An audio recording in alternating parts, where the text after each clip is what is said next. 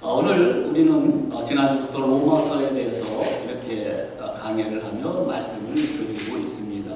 1장 1절에 보니까 예수 그리스도의 종 바울은 사도로 부르심을 받아 그의 신분이 그리스도의 종이라는 거죠. 그리고 사도라는 것입니다. 사도는 예수님께서 직접 부활하신 예수님이 또 직접 부르신 이런 제자들, 이런 사람들 사도라고 얘기할 수가 있습니다. 사도로 부르심을 받아 하나님의 복음을 위하여 택정함을 입었으니, 그러니까 로마서의 핵심 주제는 뭐예요? 하나님의 복음이라는 겁니다. 복음이에요, 복음. 복음이 뭡니까 도대체? 기쁜 소식 아닙니까?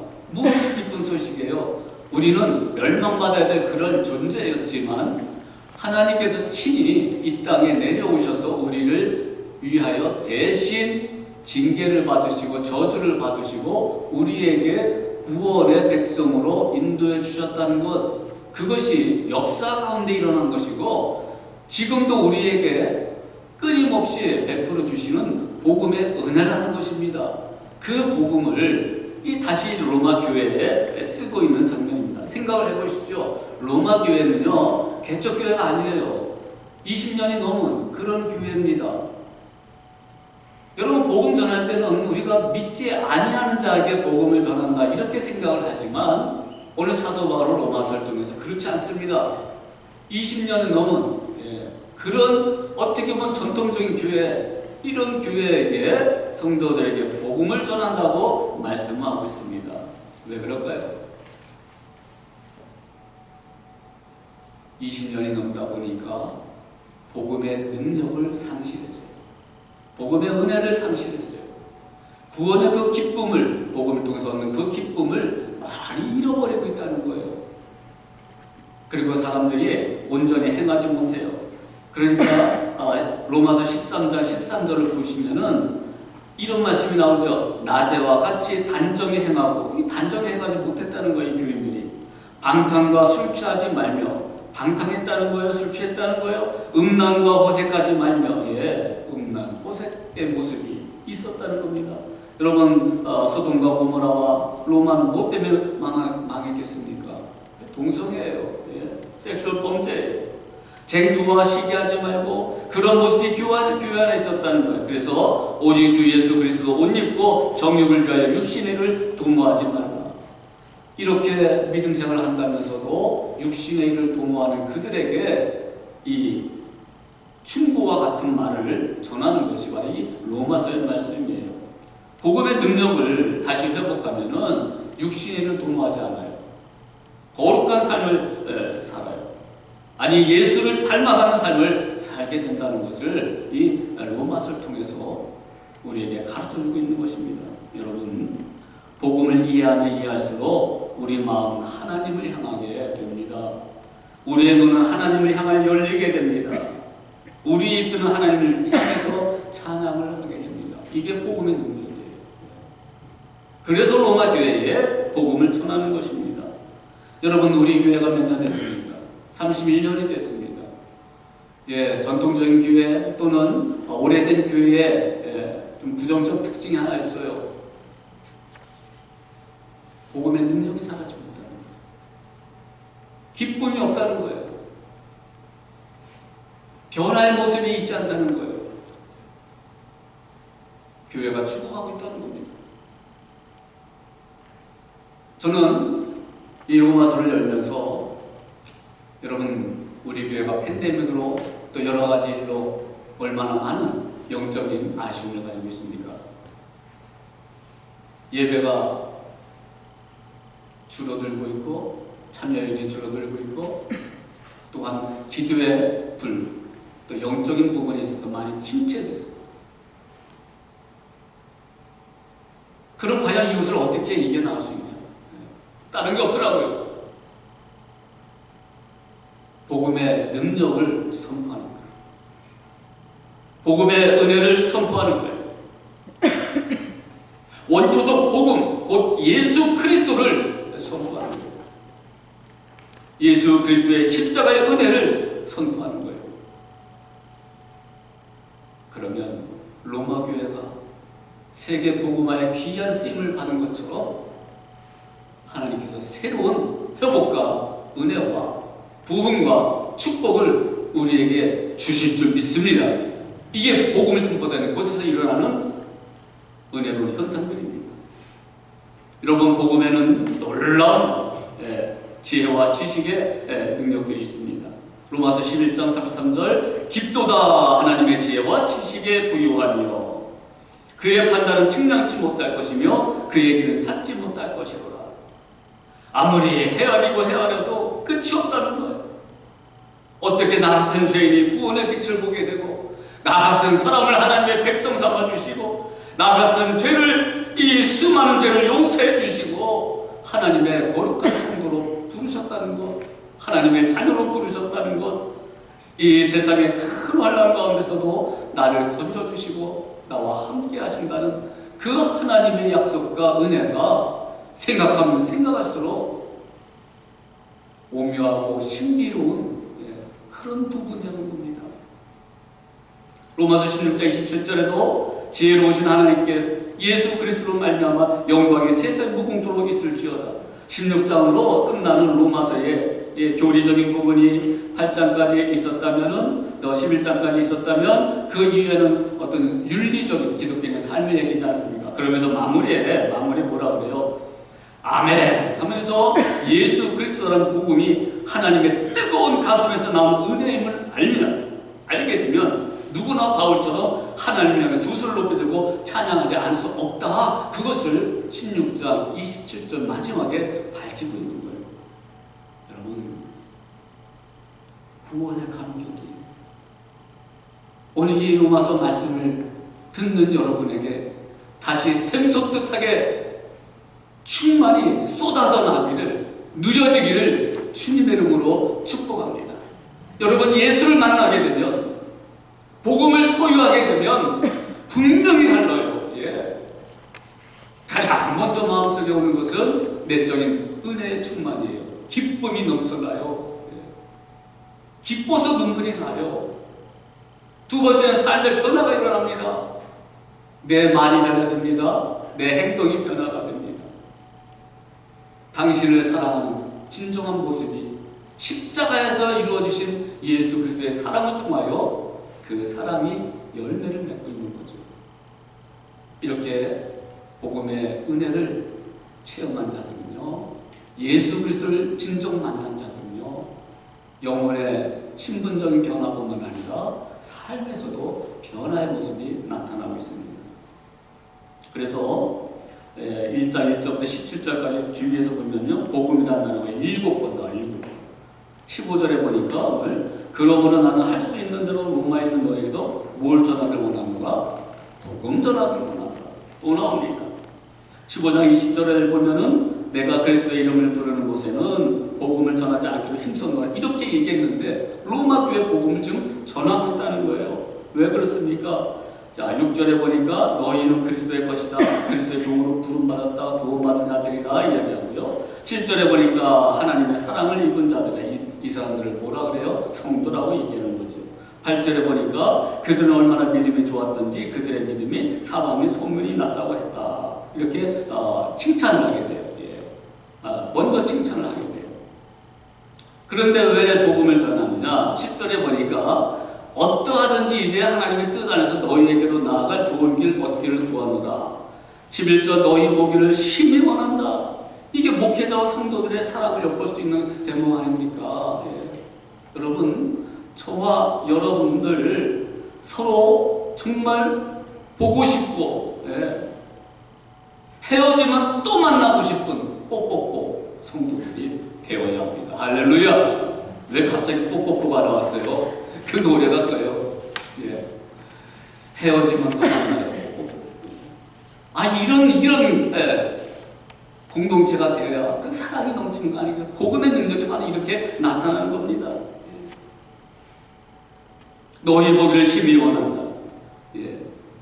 내가 여러분 너희에게 가고자 하는 것을 너희가 모르기를 원치 않나니?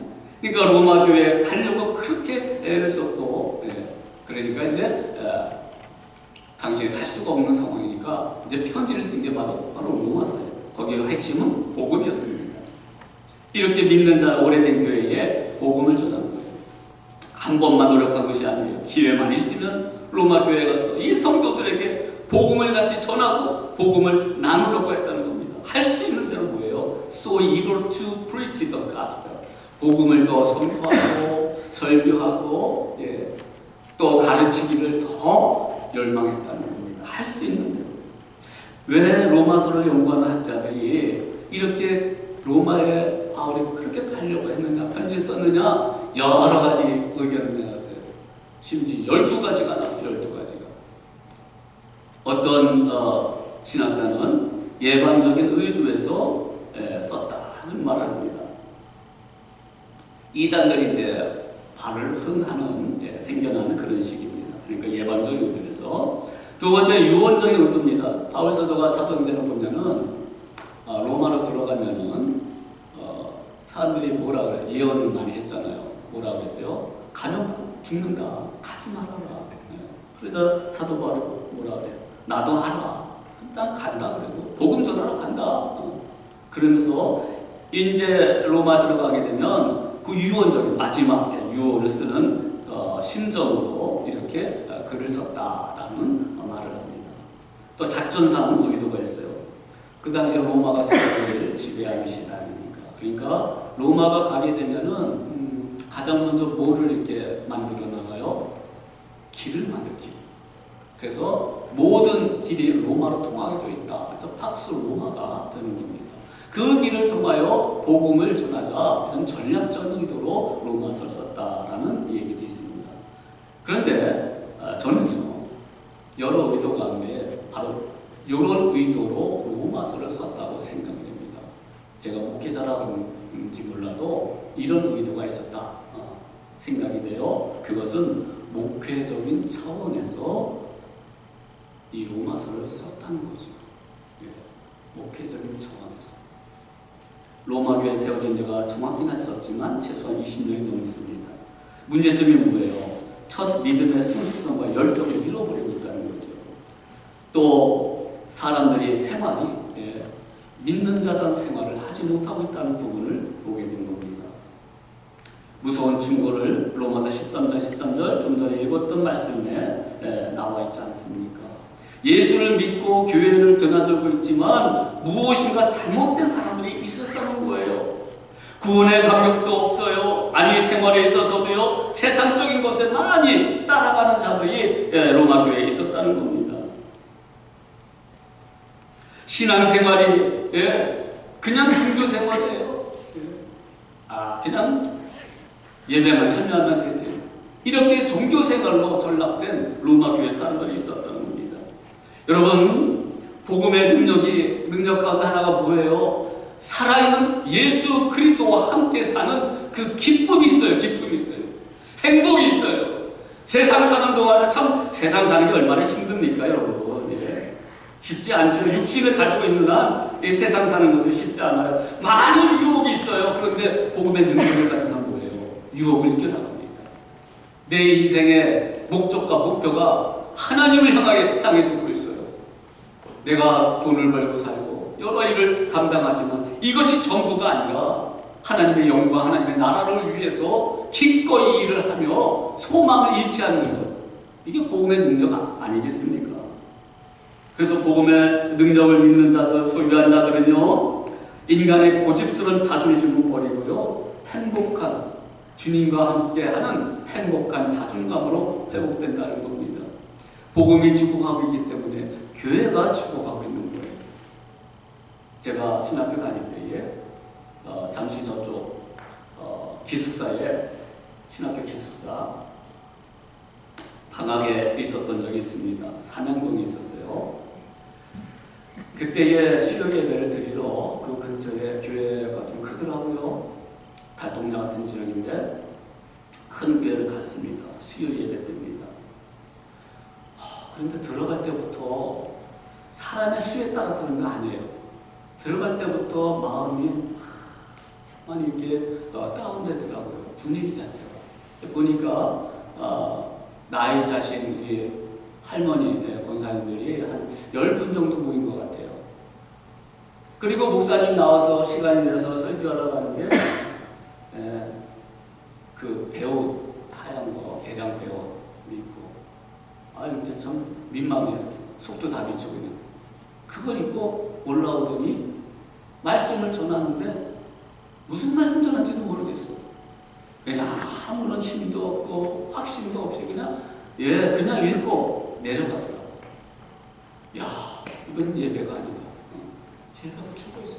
그 교회는 수십 년 된 교회예요. 그 지역에서 오래된 교회입니다. 그런데 복음의 은혜와 능력들이 사라지니까 가뜩이나 사람들이 없는데 그 모임 자체에 어떤 예배의 감격과 기쁨, 말씀의 능력들 이게 없더라고요. 그래서 제가 목회를 하면서 이민교회도 그렇지 않습니까? 은혜가 죽어가고 있잖아요. 복음의 능력이 사라지고 있잖아요. 그러니 예배를 살려야 되겠다. 예배를 살려야 되겠다. 물론 숫자가 적게 나오니까 어떨 때는 좀 마음이 안타깝게 있지만 그게 중심이 아니에요. 말씀의 은혜와 능력이 있기를 기도하고 준비하고 노력을 하고 있습니다. 어떤 분은 그런 이야기도 농담 삼아 얘기합니다. 제가 수요 예배 좀 많이 좀 나오라고 이렇게 얘기를 하니까 목사님 수요 예배 은혜가 돼야 나오지요. 아유 가슴을 쳐버려. 그냥 가슴을 쳐버려. 그럼 결국 뭐예요? 말씀의 은혜가 없다는 거 아니에요? 하나님 죄송합니다. 내가 말씀의 은혜를 못 주고 있군요. 죄송합니다. 그래서 가장 말씀을 많이 준비하는 시간이 수요 예배 설교예요. 여러분 복음의 능력을 가지고 계신 여러분들 예배에 많이 참여하시길 바랍니다. 죽어가는 교회 특징 예배가 사라져요. 예배의 은혜가 없어요. 이것을 우리가 회복해야 됩니다. 이것은 나 혼자만 할 수 없어요. 여러분 같이 회복해야 됩니다. 복음의 능력을 다시 한번 회복할 수 있는 바로 지금의 시간이 되시길 주님의 이름으로 축복합니다. 복음을 사랑하는 사람들의 공동체 정말 보면은 사랑이 없어요. 이 모습의 한결같은 결론은 예수를 믿은 지 오래된 사람 또는 매너리즘에 빠진 사람 또 교회에 참여를 하지 않는 이런 모습들이거든요. 그러면 우리는 이렇게 정리할 수 있습니다. 복음 즉 예수 그리스도를 정말로 필요로 하는 사람은 교회 밖에서보다 교회 안에서 더 선포가 되어야 된다. 이 복음은 또 공부를 해야 됩니다.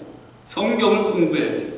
이를 통해서 복음의 주인 되신 예수 그리스도를 더 내 안에 주인으로 삼도록 그리고 변화된 삶을 살도록 도움을 준다는 겁니다.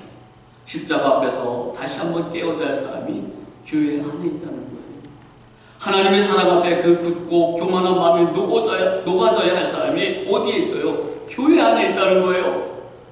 아직도 내가 예수를 믿는다 하면서 신앙생활 한다 하면서 아직도 만나지 못하고 그 감격을 우리가 갖지 못했다면 체험이 없다는 거예요.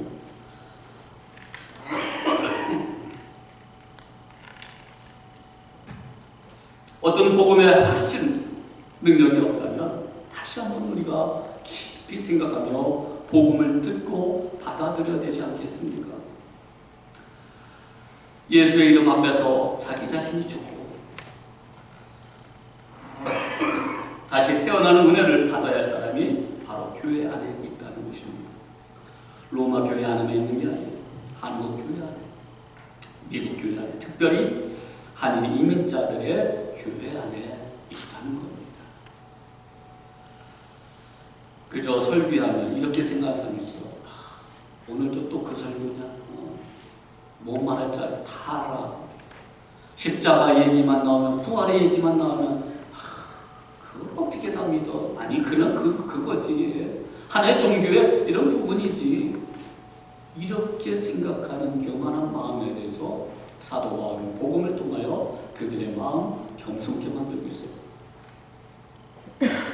복음의 순수성, 열정이 사라졌기 때문에 복음을 상실한 교회에 다시 복음을 전하게 된 것입니다. 여러분 복음을 전하게 되면 구원의 감격을 회복합니다. 이 구원의 감격을 회복하는 유일한 길은 복음을 전하는 길입니다. 구원을 주신 하나님께 구원받은 자로서의 기쁨이고 하나님 믿는 생활의 생명이 되는 것이지요. 하나님께 대한 감사, 구원받은 자로서 이 기쁨과 감사를 한데 묶어서 이것을 구원의 감격이라고 얘기할 수 있지 않겠습니까? 예수를 몰랐던 자들이 처음에는 은혜를 체험했을 때 느끼는 신선한 감정과 흡사한 것입니다. 중생, 거듭남이죠. 중생받지 못한 채 교회 생활하다가 하나님의 은혜를 받고 새 사람으로 태어났을 때 갑자기 가슴속에 밀물처럼 메말라 병들어 있던 자 영혼이 하늘에서 쏟아지는 단비를 맞고 회생하는 그런 환희를 구원의 감격이라고 얘기할 수가 있습니다. 중생이라고 얘기하면은 전 처음에 그랬어요. 불교에 난 무리들, 중생 이렇게 생각했는데 그게 아니죠. born again이에요. 다시 태어났다. 우리가 어머님의 뱃속에서 태어난 첫 번째 탄생이라면 두 번째 영적인 탄생은 이 거듭남입니다. 예수를 만남으로 우리가 죄인에서 의인으로 변화가 되는 것이지요. 이러한 변화된 모습 속에서 구원의 감격이 여러분 첫사랑이 여러분 있으십니까? 여러 가지로 나타날 수 있는데 저 같은 경우에는 물론 그 전에 구원을 받았겠지만 이때 체험을 하게 된 거예요. 요한복음 12장 24절 말씀을 읽다가 갑자기 심장이 뛰어요. 심장. 주체할 수 없을 정도로 뛰면서 하나님께 감사. 나 같은 죄인 살려주신 하나님의 은혜 감사합니다. 내 앞길을 어떻게 가야 되겠냐. 하나님의 미랄이 되라. 그런 감동이 왔어요. 그때야말로 정말 몇 번 예수를 만난 경험이 있지만 그때 큰 경험을 하게 됩니다. 말씀을 통하여 하나님의 이 구원의 감격이 오게 되는구나. 깨닫게 되는구나. 누려지게 되는구나. 특별히 말씀드릴 수가 있어요. 여러분 예수님을 만난 사람들의 기쁨과 변화를 제가 두 사람만 예를 듭니다. 바디메오 시각장애인입니다. 마가복음 10장 46절 52절의 말씀은 여리고에 살았어요. 여리고에 살 적에 예수께서 제자들과 허다한 무리와 함께 이제 가게 되는데 그때 소경 거지 바디메오가 길가에 앉았다가 나사렛 예수라는 말을 듣고 나사렛 예수시여 나를 불쌍히 여기소서 하고 그 앞에 막 간 거예요. 물론 사람들의 또 도움을 받을 수도 있었겠지만 다 외면한 어쨌든 큰 소리로 외쳤어요. 많은 사람들이 꾸짖습니다. 잠잠하라. 그러니까 더욱 소리를 지르는 거예요. 살아야 되니까. 그러니까 예수님께서 보시고 저를 부르라 하시니 불렀을 때 이리 와라. 그렇게 불렀을 때 예수님의 음성을 들었을 적에 그가 무엇을 합니까? 소경이 겉옷을 떼어버리고 뛰어 일어나 예수께 나오니 여러분 보십시오. 소경에게 있어서 가장 중요한 것은 겉옷이었습니다. 이것이 이불이었어요. 거지였으니 이것이 가장 중요했던 것입니다. 그런데 그것을 내어버리고 주님을 만나게 되니까 가장 중요한 것을 얻었을 때 이 세상에 가장 중요했던 것을 기꺼이 버리게 되는 것이 이게 복음 아니겠습니까? 그래서 주님 앞에 나아갑니다. 그리고 무엇을 하기를 원하느냐? 아니 소경이 뭘 하기를 원합니까? 밥 한 그릇 달라고 그거 원하지 않았어요. 당장 급한 게 참 내 인생의 어두운 이 시각, 이 장애를 주님 벗어나게 해주고 눈 좀 뜨게 하여 주옵소서. 그거 아니겠어요? 그러자 예수님께서 가라! 내 믿음이 너를 구원하였느니라. 아니 눈 뜨게 했던 얘기는 아니에요. 가라. 내 믿음이. 이 바디메오는 다른 거는 부족해도 오늘 이 간절한 마음과 함께 예수님이면 이 문제를 해결해 주시겠구나. 그걸 믿은 거예요. 그러니까 길을 쓰고 나오는 거죠. 간절함이 되어 있는 거죠. 그러자 예수님은 눈을 떠라 이 아니라 내 믿음이 너를 구원하였느니라. 복음의 메시지를 줍니다. 그러자 저가 곧 보게 되어 예수의 길을 쫓습니다. 삶이 변화가 된 거잖아요.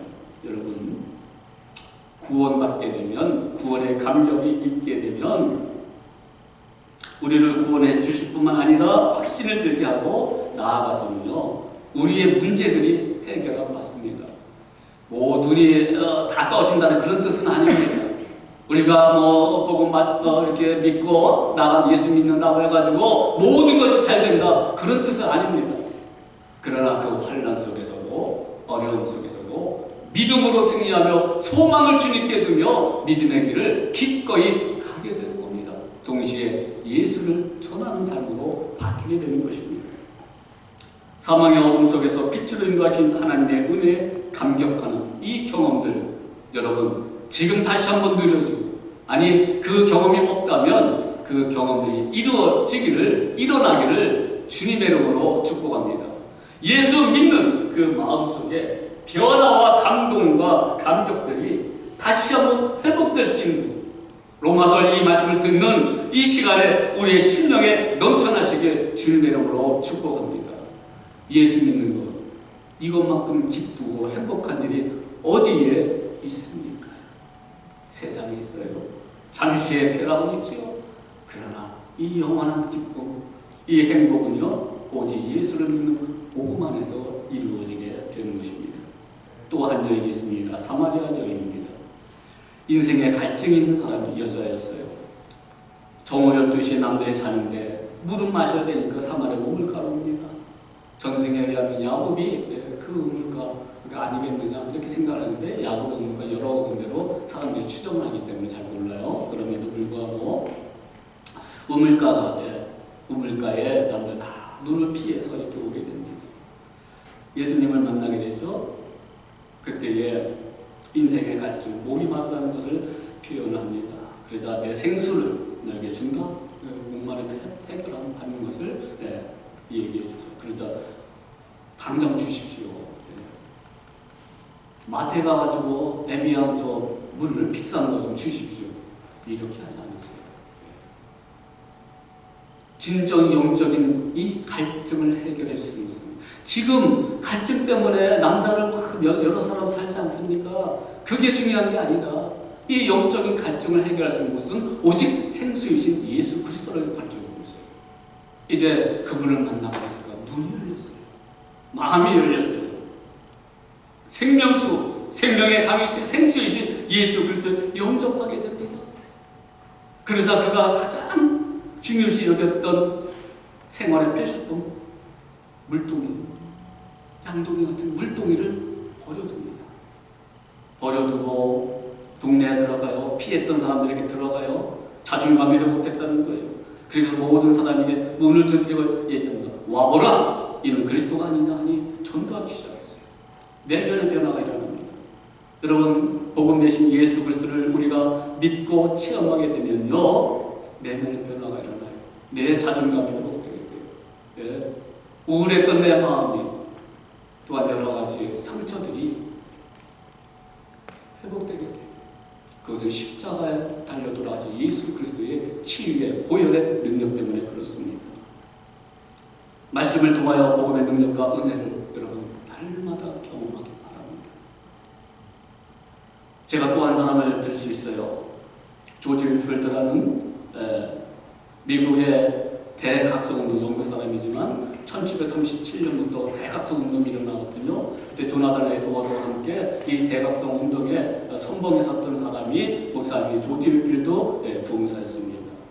그는 생전에 이런 얘기를 합니다. 복음 전도를 위해서 전 세계를 돌아다니는데, 나는 녹슬어 없어지기보다는 닳아서 없어지길 원한다. 그래서 미국의 대각성운동에 앞장섭니다. 그는 주장합니다. 값없는 은혜를 얘기합니다. 어디 가든지 이 값없는 은혜를 설교합니다. 너희에게는 거듭나야 한다. 이 구절을 가지고 그렇게 자주 설교를 합니다. 사람들이 물어요. 너희가 거듭나야만 하기 때문이다. 이게 그 물음에 대해서 사람들은 왜 자꾸 맨날 똑같은 설교를 하냐? 그게 아니다. 너희가 거듭나야 되기 때문에. 그래서 그가 20대 초반에 복음을 다시 듣고 회심하는 그런 감격 어린 말을 그의 전기에 썼습니다. 이렇게 썼어요. 여러분 한번 참조해 보십시오. 오, 죄의 무게가 사라지고 수심에 잠긴 내 영혼에 하나님의 사랑에 대한 의식이 자리 잡게 되었을 때 내 영혼이 얼마나 큰 기쁨으로 가득 찼던가. 그것은 말로 설명할 수 없는 기쁨이었고 영광으로 가득 찬 기쁨이었다. 그날의 영혼이 기억에 남을 날이었음에 분명하다. 내 기쁨은 마치 홍수처럼 강둑을 넘어 뽐나했다. 좀 특별한 사람의 체험이 되어서 거리감을 느낄지 모르지만 이 구원의 감격이 어떤 것인가를 확실하게 보여주는 이 글이 조지 필드가 썼다는 것입니다. 여러분, 이런 감격과 이런 은혜가 지금 내 안에 꿈틀거리고 있습니까? 그러므로 복음을 듣는 것은요, 달마다 새로워진다는 거예요. 날마다 새로워져요. 오늘 11절 말씀에 내가 너희 보기를 심히 원하는 것은 무슨 신령한 은사를 너에게 나눠줘 너희를 견고케 하려 합니다. 아니, 무슨 신령한 은사? 이거는 꼭 신비주의를 얘기하는 것 같은데 아니에요. 그게 아니에요. 15절과 비교합니다. 그러므로 나는 할 수 있는 대로 로마에 있는 너희에게도 복음 전하기를 원하노라. 결국 신령한 은사는 무엇입니까? 따라합시다. 복음, 시작! 복음이에요. 신령한 은사, 신령한 은혜, 신령한 선물은 복음이라는 것입니다. 그래서 성도들의 믿음을 다시 한번 견고케 한다는 것입니다. 이를 통하여 얻어지는 것이 12절입니다. 이는 곧 내가 너희 가운데서 너희와 나의 믿음을 인한 피차 안위함을 얻으려 합니다. 예, 피차 안위함을 얻으려 합니다. 기쁨을 얻으려 합니다. 은혜를 누리게 하려 합니다. 복음을 다시 듣고 은혜를 받으면 여러분 믿음이 강하게 세워집니다. 심령이 환하게 열립니다. 자연인 구원받는 기쁨이 가득하게 됩니다. 그 다음에 어떤 일이 일어납니까? 그저 바라보아도 볼수록 좋은 사람, 그런 공동체가 되는 것입니다. 내가 저 형제를 보면 기쁘고, 저 형제는 나를 보면 기쁘고, 목사는 교인들을 보면 감사하고, 교인들은 목사를 보며 감사하고, 형제가 은혜 가운데 감격하는 모습을 보는 것만큼 신선한 위로가 어디 있겠습니까? 그러므로 복음이 선포되는 그런 교회 공동체에서 끝까지 신앙생활을 해야 됩니다. 할렐루야. 네, 아멘 하셔야 돼요. 교회 생활 하셔야 돼요. 네, 복음이 전파되기 때문에 죽을 때까지 해야 돼요. 네, 교회 생활 그렇게 중요합니다. 일본에 보니까 수년 전에 고독사를 한 국민 배우가 있습니다. 여자분인데 그녀가 죽었을 적에 3일이 지난 후에 발견이 됐다는 거. 혼자 살아요. 사람들도 관심을 갖지 않았어요. 그렇게 살다가 죽었어요. 그래서 조사를 해보니까 20%의 사람들이 고독사를 하게 되는데 아무도 관심하지 않아서 그 사람들 발견된 기간을 보니까 역시 20일이 지나고 발견됐대요. 이게 현대생활, 일본 같은 경우에 현대생활의 모습 아니겠습니까? 지금 고독사가 많이 일어나잖아요. 그런데 여러분, 복음이 선포되는 교회 안에 그 아름다운 공동체는 왜 이렇게 중요합니까? 주일날 한 번만 안 나와도 염려가 되는 거예요. 그러니까 또 연락도 좀 하게 되고 그렇게 되는 거예요. 서로에게 관심을 갖습니다. 사랑으로 섬깁니다. 여러분, 고독사 당하지 않으려면 엘센트로 교회에 죽을 때까지 잘 다니시길 주님의 이름으로 축복합니다. 여러분, 우리가 복음으로 다시 거듭나길 바랍니다. 다 알아. 또 그 말에 이게 아니에요. 날마다 새롭게 이 복음이 나를 새롭게 하는 것을 믿고 믿음 안에 전적으로 동참하시길 바랍니다. 제 아내의 고백입니다. 로마서 8장을 이제 거의 다 암송을 했어요. 근데 저는 아직 못했습니다만 오늘 아침에 오면서 이야기합니다. 로마서 그 말씀 잘 안 외워져요. 그런데 또 다시 이렇게 암송하게 되면 그 은혜가 말할 수 없이 마음속에 넘쳐요. 그런 고백을 하더라고요. 복음은 듣고 또 들어야 되는구나. 여러분, 말씀 안에 우리가 최선을 다해서 이 복음을 들을 수 있는 이 로마서의 말씀이 되시길 주님의 이름으로 축복합니다.